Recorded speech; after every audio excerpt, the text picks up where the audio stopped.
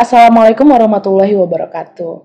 Baik teman-teman semua, saya Zandra Azelia yang akan menemani talkshow hari ini bersama 4 rekan-rekan saya, yaitu Syafa, Ratu, Karen, dan juga Salia. Kita sapa lebih dahulu ya. Halo teman-teman semua. Halo Azel. Halo Azel. Sehat semua ya hari ini.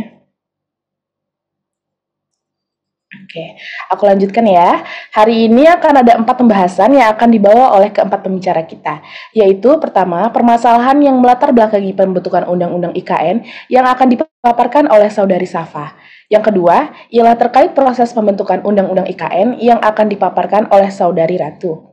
Ketiga, terkait implementasi asas-asas pembentukan peraturan perundang-undangan dalam proses pembentukan Undang-Undang IKN yang akan dipaparkan oleh Saudari Salia. Dan yang keempat, terkait materi muatan yang terkandung dalam Undang-Undang IKN. Apakah sudah sesuai dengan materi muatan Undang-Undang? Baiklah, pertama-tama kepada Saudari Safa, bagaimana pendapat Anda mengenai Undang-Undang IKN ini? Apa yang melatar belakangi pembentukan undang-undang tersebut? Apakah memang ada konteks, motif, atau suasana politik tertentu yang mendorong pembentukan Undang-Undang IKN ini? Baik Azel, terima kasih atas kesempatannya.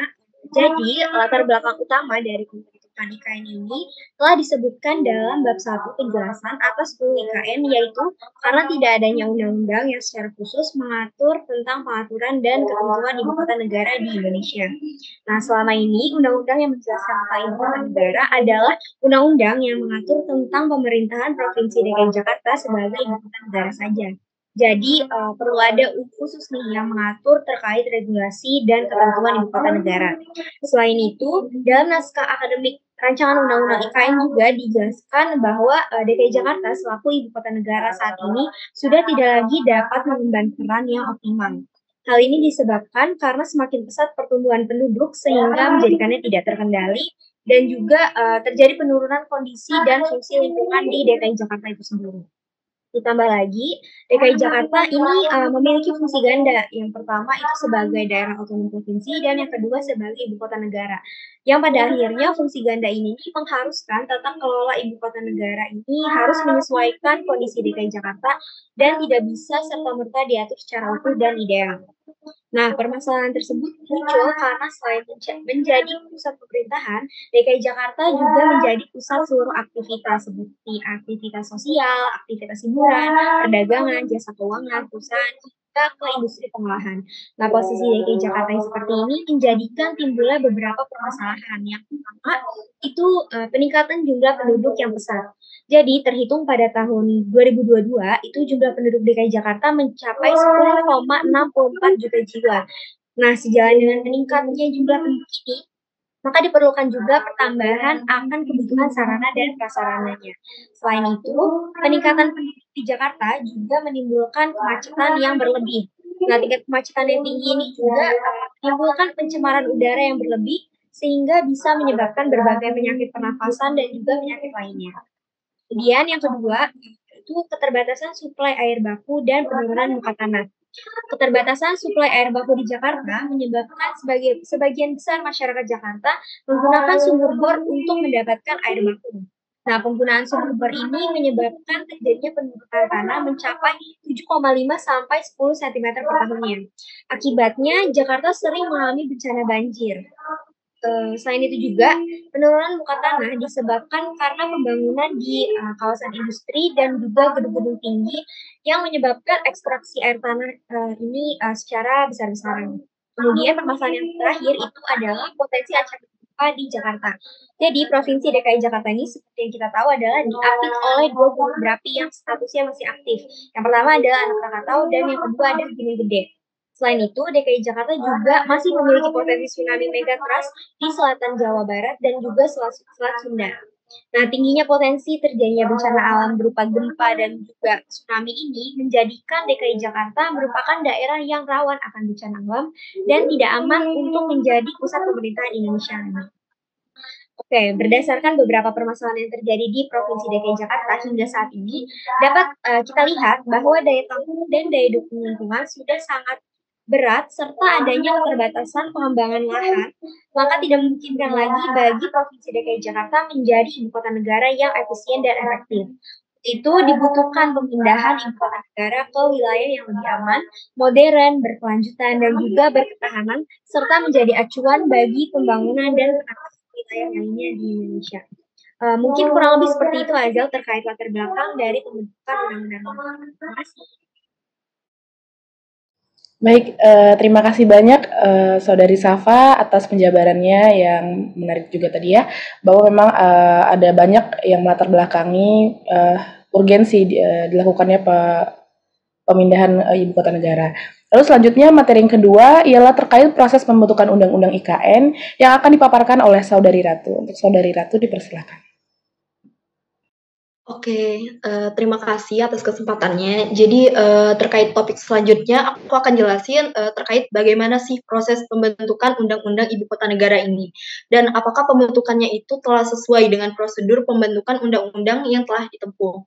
Jadi sesuai peraturan perundang-undangan bahwa dalam pembuatan UU IKN ini tuh memiliki 5 tahapan proses. Yang mana yang pertama itu ada tahapan perencanaan. Dalam tahapan ini tuh diawali dengan pengiriman surat presiden tentang rancangan undang-undang IKN ke DPR. Kemudian setelah itu surat presiden dan draft rancangan undang-undang itu diserahkan ke Menteri, Sekretaris Negara, dan Menteri Perencanaan Pembangunan. Kemudian Kepala Bappenas kepada Ketua DPR RI. Kemudian rancangan undang-undang pemindahan ibu kota negara ini ditetapkan menjadi prolegnas atau program legislasi nasional tahun 2021. Kemudian selanjutnya di tahap kedua yaitu tahap penyusunan yang berkenaan dengan naskah akademik, di mana ini tuh menjadi salah satu syarat wajib, dan dalam bagian latar belakang naskah akademik ini menjelaskan mengapa sih pembentukan rancangan undang-undang ini memerlukan suatu kajian yang mendalam dan komprehensif mengenai teori atau pemikiran ilmiah yang berkaitan dengan materi muatan rancangan undang-undang yang akan dibentuk.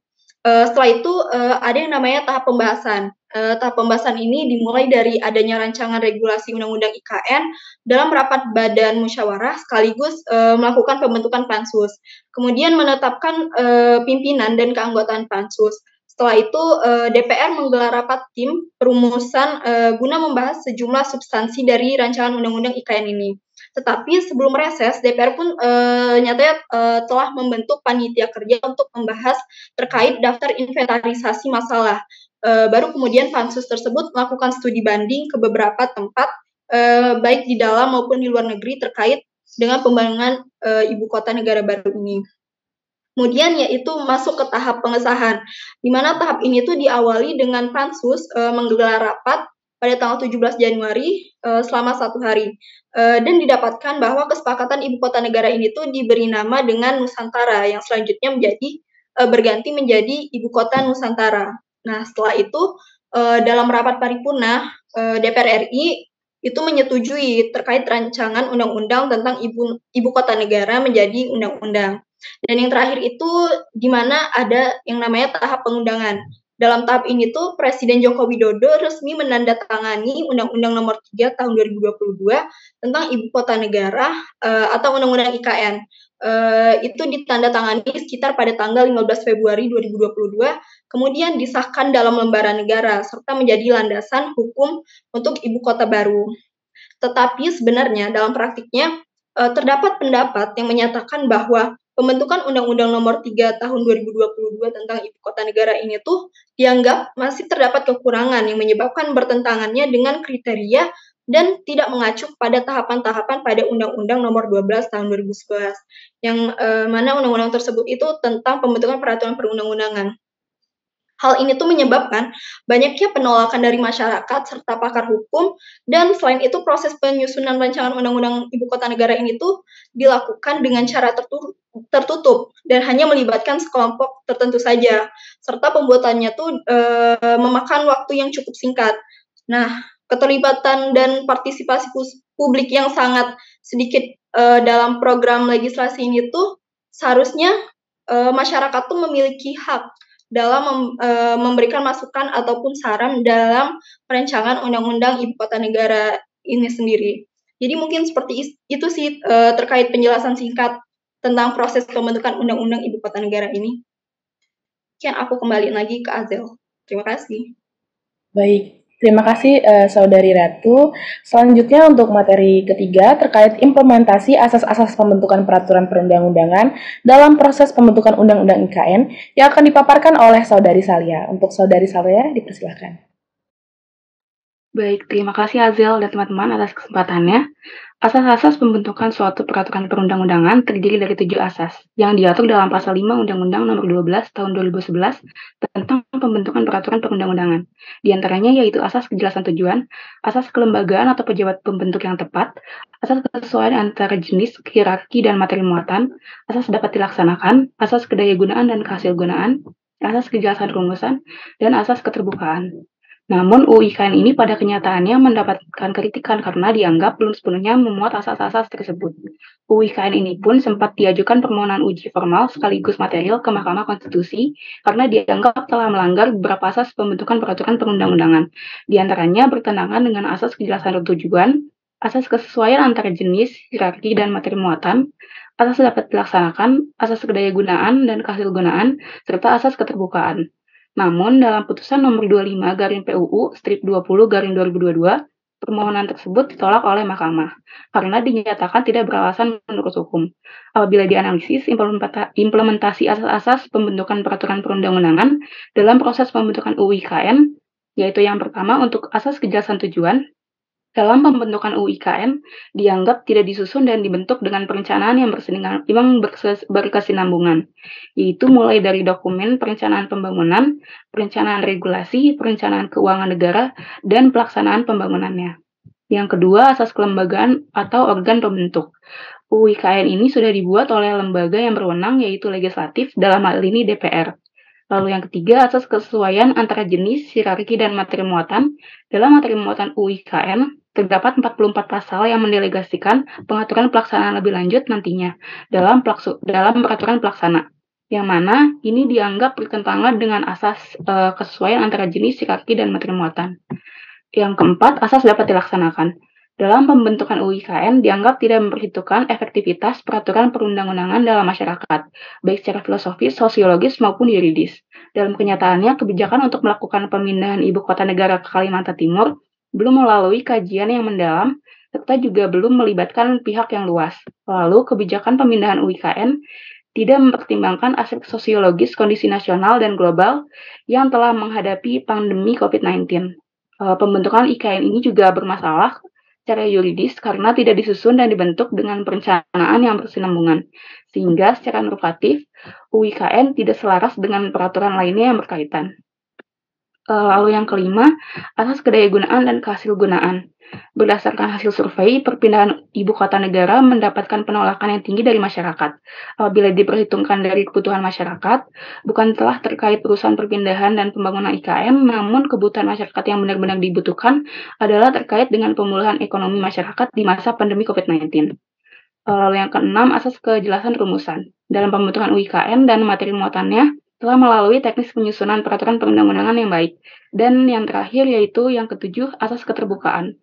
Dalam pembentukan UIKN menuai banyak kontra karena ketidaktransparansiannya dalam perumusan dan pengesahannya. Terdapat 28 agenda dari pembahasan RUU IKN di DPR, namun hanya terdapat 7 agenda yang dapat diakses oleh publik, sedangkan 21 lainnya, informasi dan dokumennya tidak dapat diakses oleh publik. Hal ini pun menimbulkan keraguan kurangnya keterbukaan dan ajakan dari pemerintah kepada masyarakat untuk terus serta dalam pembentukan UU IKN. Jadi dapat disimpulkan bahwa masih terdapat beberapa asas yang belum terpenuhi dalam proses pembentukan UU IKN. Asas-asas pembentukan peraturan perundang-undangan ini bersifat kumulatif, bukan alternatif, yang mana artinya terhadap kesemua asas tersebut harus terpenuhi. Satu saja asas tersebut tidak terpenuhi, maka sudah cukup untuk menyatakan bahwa pembentukan suatu UU tersebut adalah cacat formil. Sekian penjelasan dari saya kembalikan lagi kepada Azel selaku moderator. Terima kasih. Terima kasih Saudari Salia atas penjabarannya. Selanjutnya materi yang terakhir yaitu yang keempat, apakah ada permasalahan konstitusionalitas dalam materi muatan yang terkandung dalam Undang-Undang IKN ini? Dan juga apakah materi muatan yang terkandung dalam Undang-Undang IKN ini sesuai dengan materi muatan Undang-Undang yang seharusnya yang akan dijabarkan oleh Saudari Karen. Untuk Saudari Karen dipersilakan. Baik, terima kasih Azel atas kesempatannya dalam memaparkan materi ini. Izin menjawab. Pemindahan ibu kota negara telah disahkan dengan landasan hukum Undang-Undang Nomor 3 Tahun 2002 tentang ibu kota negara. Tanggapan masyarakat terhadap pemindahan ini tentunya bervariasi antara pro dan kontra. Meski pemindahan ibu kota diperlukan mengingat kondisi geografis dan geologis Jakarta yang tidak sehat. Namun, pemindahan ini tidak melibatkan partisipasi masyarakat. Hal ini menyebabkan UU IKN dianggap cacat formil dan diajukan gugatan judicial review ke Mahkamah Konstitusi.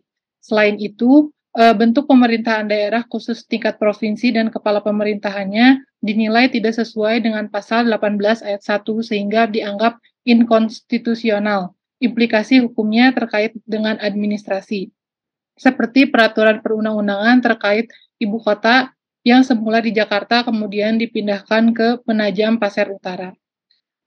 Implikasi dari ambiguitas bentuk pemerintahan ini juga mempengaruhi regulasi yang akan dikeluarkan, apakah menggunakan peraturan daerah atau peraturan menteri. Selain itu, keberadaan kepala otorita yang dipilih oleh presiden tanpa melalui pemilihan langsung juga bertentangan pada pasal 18 ayat 4 Undang-Undang Dasar 1945 yang menegaskan pemilihan kepala daerah secara demokratis.